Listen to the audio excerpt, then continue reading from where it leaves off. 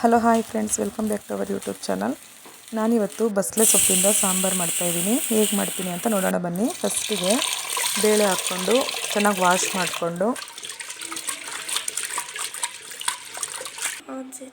Wash ಮಾಡಿಕೊಂಡು ನಂತರ ಅದಕ್ಕೆ ನೀರು ಹಾಕ್ಕೊಳ್ತಾಯಿದ್ದೀನಿ.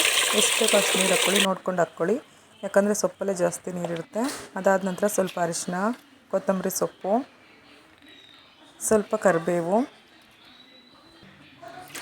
ಸ್ವಲ್ಪ ಬೆಳ್ಳುಳ್ಳಿ, ಜೀರಿಗೆ, ಸ್ವಲ್ಪ ಟೊಮೊಟೊ, ಈರುಳ್ಳಿ,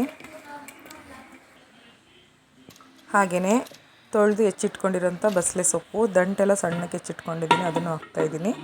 ಈಗ ಕುಕ್ಕರ್ ವಿಸಲ್ ಹಾಕಿಟ್ಬಿಡೋಣ, ಒಂದೇ ಒಂದು ವಿಸಲಿಗೆ. ಈಗ ನೋಡಿ ಬೆಂದಿದೆ, ಒಂದು ವಿಸಲಿಗೆ ಆಫ್ ಮಾಡಿದ್ದೀನಿ. ಈಗ ಇದಕ್ಕೆ ಉಪ್ಪು ಸೇರಿಸಿ ಬೇಳೆ ಮಸಿತಾ ಇದ್ದೀನಿ. ನಾನು ಆವಾಗಲೇ ಬೇಳೆ ಹಾಕ್ಬೇಕಾದ್ರೇ ಖಾರದ ಪುಡಿ ಹಾಕಬೇಕಿತ್ತು, ನಾನು ಮರ್ತುಬಿಟ್ಟೆ. ಒಗ್ಗರಣೆ ಜೊತೆ ಖಾರದ ಪುಡಿ ಸೇರಿಸ್ತೀನಿ. ಇವಾಗ ಬೇಳೆ ಸೊಪ್ಪು ಎಲ್ಲ ಸೇರಿ ಚೆನ್ನಾಗಿ ಮಸ್ಕೋಬೇಕು.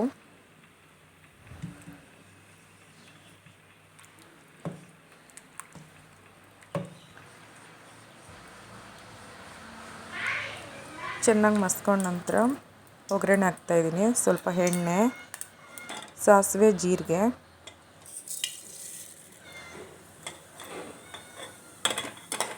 ನಾನು ಆವಾಗಲೇ ಖಾರದ ಪುಡಿ ಹಾಕಿರ್ಲಿಲ್ವಲ್ಲ, ಇವಾಗ ಹಾಕ್ತಾಯಿದ್ದೀನಿ.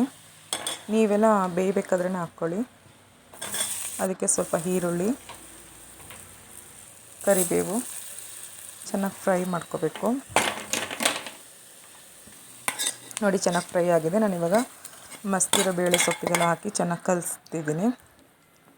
ಇಷ್ಟ ಆದರೆ ಸಾಂಬಾರು ರೆಡಿ ಆಯಿತು. ತುಂಬ ಚೆನ್ನಾಗಿರುತ್ತೆ. ಬಸಳೆ ಸೊಪ್ಪು ಆರೋಗ್ಯಕ್ಕೂ ತುಂಬ ಒಳ್ಳೆಯದು. ನೀವು ಒಂದ್ಸಲಿ ಮನೇಲಿ ಟ್ರೈ ಮಾಡಿ. ಸಿಂಪಲ್ಲಾಗಿರುತ್ತೆ, ಹಾಗೆ ಹೆಲ್ದಿಯಾಗಿರುತ್ತೆ. ನೋಡಿ ಸಾಂಬಾರು ರೆಡಿ ಆಗಿದೆ. ಈಗ ನಾನು ರೈಸ್ ಜೊತೆಗೆ ಸರ್ವ್ ಮಾಡಿ ತೋರಿಸ್ತೀನಿ ನೋಡಿ.